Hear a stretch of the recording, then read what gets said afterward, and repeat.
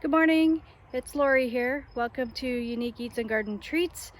It's August 1st, so it's our second last long weekend of summer, and so I was out here doing some chores with the quail, and I thought I would give a quick little garden tour to show you what the summer garden is looking like. So we're still in a drought. We've had about 5 minutes of rain, maybe 4 times over the last 7 or so weeks. Tomorrow it's looking like we're finally maybe going to get some rain. I will not count my chickens before they've hatched, but hopefully we will get some. So as we go through the garden, you're going to notice that there is some disease in the garden, fungus and bacterial infections, and there's also lots of pest damage. Being such a bad drought year, there's really, I'm just doing what I can to keep everything alive so that we can have a decent harvest. So anyways, I will take you for a look around the vegetable garden this morning and show you what is doing what. All right, here we go. So I am inside part of the main vegetable garden right now. The carrots, I think I'm going to pull those out this weekend. They look to be pretty much done. I've got several different types of carrots growing down the center here. On across from us here on the side, a variety of pickling cucumbers, and despite the plants not looking very healthy, they are actually producing quite well. I've got a couple of, I'm going to jump across the garden here, I've got a couple of neat types of cucumbers in here that I'll show you. The first one is called a martini, and it is a white cucumber. It's a slicing cucumber, so they can get fairly big. And I also have a smaller version of that called salt and pepper, and that's a pickling cucumber.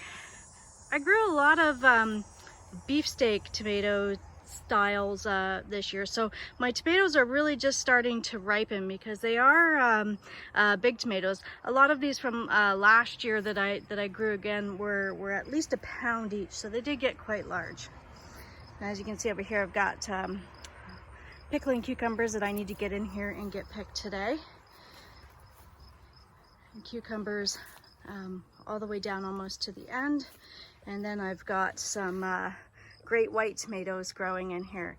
Once I get down to the end, I'll do a shot so you can see how the tomatoes are growing over the trellises now. I had an extra spaghetti squash, so I tossed it in over here, and it seems to be doing okay. So you'll notice all the twine that's across the top of this garden right now. And that's because I am letting the quail out in here for to bug hunt and to get a little bit more space than in their coop. And they do fly, so that generally keeps them in. I have one escapee who keeps getting out, but she doesn't go too far, and then I just bring her back in. So my tomato plants in here are probably about 6 feet tall. They're maybe a little bit shorter than they were last year, but the lack of water is gonna do that. I'll go around and I'll show you the beans. I've actually put a barrier up so that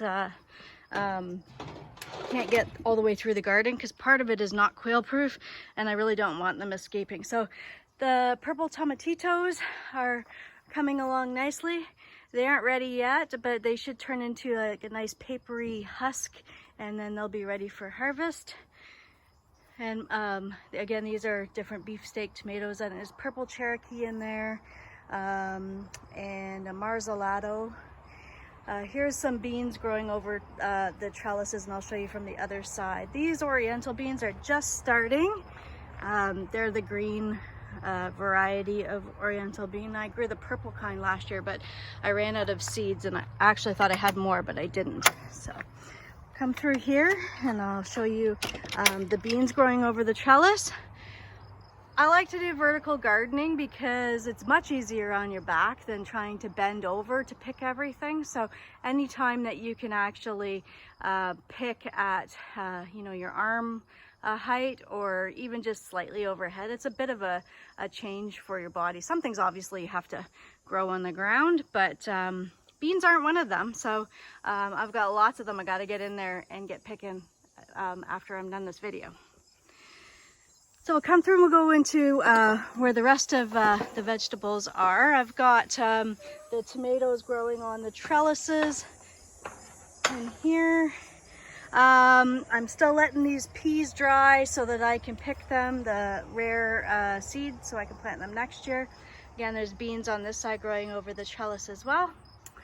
So the tomatoes that I have over here are a type of Roma style tomato, except for let me see if I can find one for you. They're a little bit different than regular Roma tomatoes. They have a stripe to them. I can't see that one very good. This one down here is better. It's a very interesting looking tomato. That's pretty much ripe and ready to be picked. And then over here I have black crims, which are not black yet. I did have a couple that were ripe already and I picked those. Some beans growing in here. These ground cherries are volunteers. I planted them here last year. What I've realized is that the chipmunks and the squirrels and all the other little critters take these things. They love them. I have ground cherries growing all over my property now, even in the front garden that I didn't plant any ground cherries anywhere near there, and I've got lots growing up there. This line of tomatoes is pineapple tomatoes, pineapple beefsteak. Let's see if I can find one in here that's ripening. That one doesn't look very nice. They're an orange tomato that has a yellow stripe to them. Some of those are probably a little bit beyond, but they're just getting made into sauce, so that's okay. And then over here we have Marvel striped tomatoes. And yesterday when I was in here and having a look at these, I did notice that there is some striping in there. So if you take a look at this one, you'll be able to see that it has a little bit of different color to it. That's kind of neat. I just put some feng choy in the ground here yesterday that I had growing in the greenhouse. I had just pulled out my onions, so I had a space here, and I was afraid it was going to get eaten, so I covered it with diatomaceous earth. It's okay because the bees aren't going to go anywhere near that because there's no flowers, so why would they? And then there's some great white tomatoes growing there. The rest of the tomatoes along here are various types of cherry tomatoes.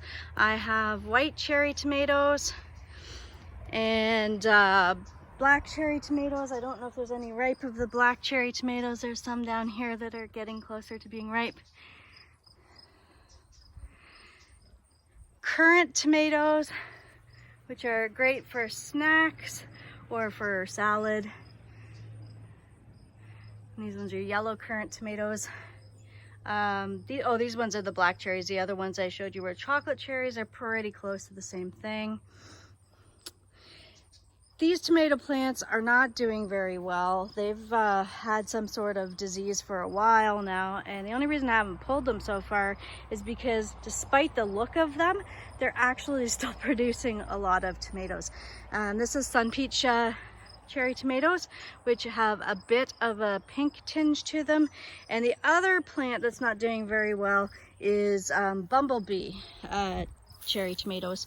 And they have an interesting look to them as well. They've got a bit of a stripe to them. So these tomato plants are now about halfway over the trellis. So they're really only about 6 or 7 feet this year, and usually they're quite a bit taller than that. They're already across the top and over onto the other side, but we're just happy that we're getting anything at all. The beans don't seem to mind too much about the drought though. They've grown up to the tops of the trellises there.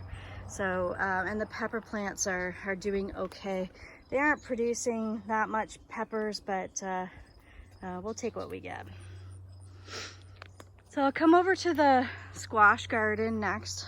The squash garden, as I fully expected, has developed powdery mildew, and also has a bit of blight, I think, in the beans over here. Again, it's been such a tough season that I'm just happy that stuff is still alive and that we are actually growing pumpkins and squash on here, especially because as you know, I usually don't grow anything that's completely and totally, you know, normal. So I like to grow a little bit of unusual fruit. So here's a celebration squash in here. They're yellow and white striped squash. I also have yellow and white striped pumpkins growing in here at the other end, which is kind of neat too. There's some sunshine squash. And these ones I believe are, oh, these are pumpkins. So these are baby pan pumpkins. They'll get a little bit bigger than that. Our pumpkins, oh, and a nice bug on them, of course. Oh, that's just, I don't know what that is. Let's just squish it. Come back and squish it later. So the pumpkins that I grow in here are considered to be pie pumpkins. They don't get overly huge, which is perfect for us, especially because I am growing them over the trellises. If they were really big, it would be hard to keep them growing vertical. As it is, I'll come around later, probably today or tomorrow, and I will give them some support to make sure that they don't fall off the trellises. And here's one of those pumpkins I was talking about. This is a blaze pumpkin, and it's a orange and white pumpkin striped. Kind of neat. Some summer squash growing in here. Here, I'll show you the powdery mildew that's coming out. I am treating this with a fungicide. I did find one that was safe for cucurbits, but also safe for bees. And now that I have the powdery mildew, I'm not going to be able to get rid of it. Once you have it, you have it.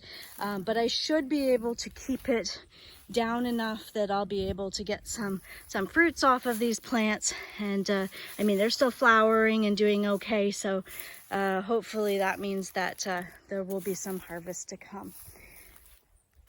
My strawberries are just hanging in there in this section over here.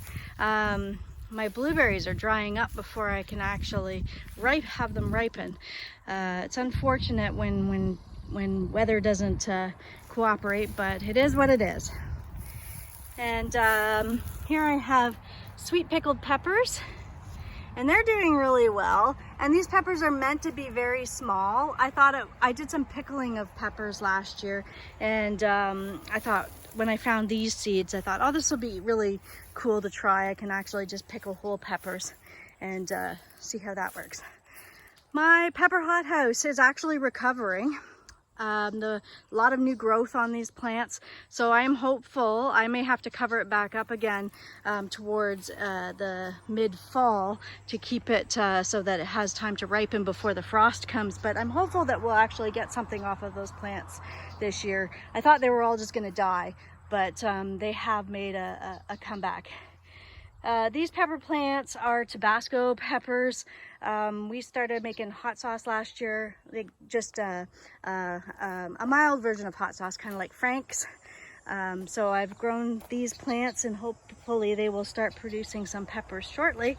They have been flowering, so, oh, there we go. We have some coming up on this plant here, which is great. The sweet potatoes are still really not doing, I don't know, they're there, but that's pretty much all I can say about them. The potatoes are pretty much done. So they look horrible right now, but when potatoes are finished and they start breaking down, that's what they look like. So I got my potatoes in early, so I don't think that this is just them dying off. I think that this is what they should be doing this time of year. And the celery in this container is doing well. I did have to replace an entire bucket of melons that I had growing here on the side of the greenhouse. They got, I think it was a bacterial wilt from the cucumber beetles, and they just died overnight. So I had some cucumbers that were growing in the greenhouse that were getting a little bit out of hand, and so I just pulled them out here, and they've survived so far. And then over here is the ground cherries. I'm still fighting those potato beetles in here, but the ground cherries are starting to come to harvest. You see if there's any yellow ones under here that are ready. I did find one yesterday. They're just getting started. These ones are not ready yet. They're still green, but they are coming. Let's take one more look in here. No, I don't really see anything yet. Oh, wait, here's one. All right, so usually you can let these fall on the ground, but you can also pick them when you see that they're papery. Let me just open one up and show you what it looks like. And it looks like a little yellow tomato. They have a bit of a pineapple taste to them. I'm gonna eat this one. They're actually quite good. And then last thing over here, I have some buckets of some other kinds of peppers that look like they really want me to give them some water. So I'll do that this morning as well. I'll do another video for the actual flower gardens in a bit, but we'll go into the greenhouse just to finish.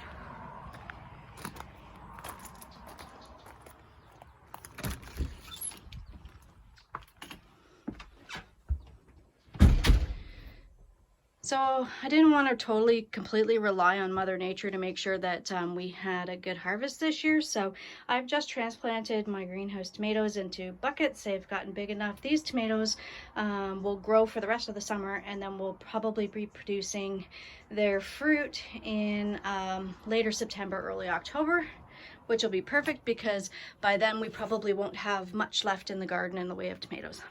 I've also got some more kale started here for the quail. It's their favorite. They've pretty much annihilated the plants that are in their coop, so I'm growing some more for them.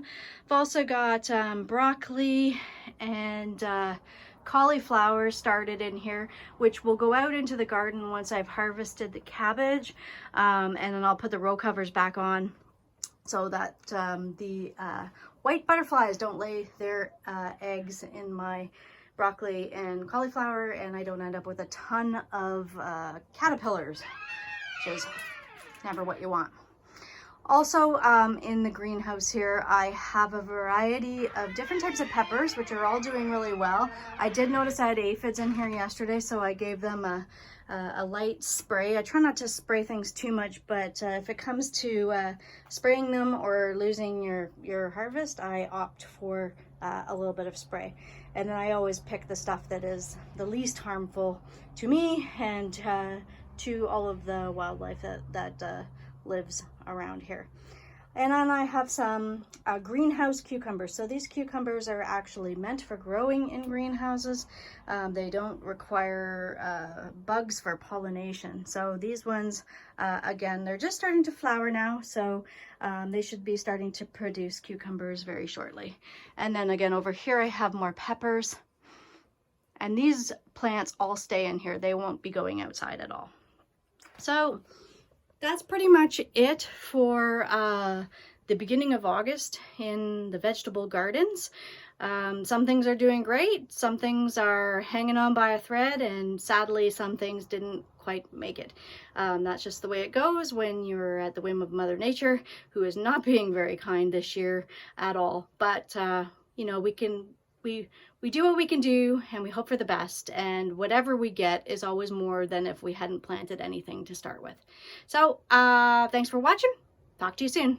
Bye.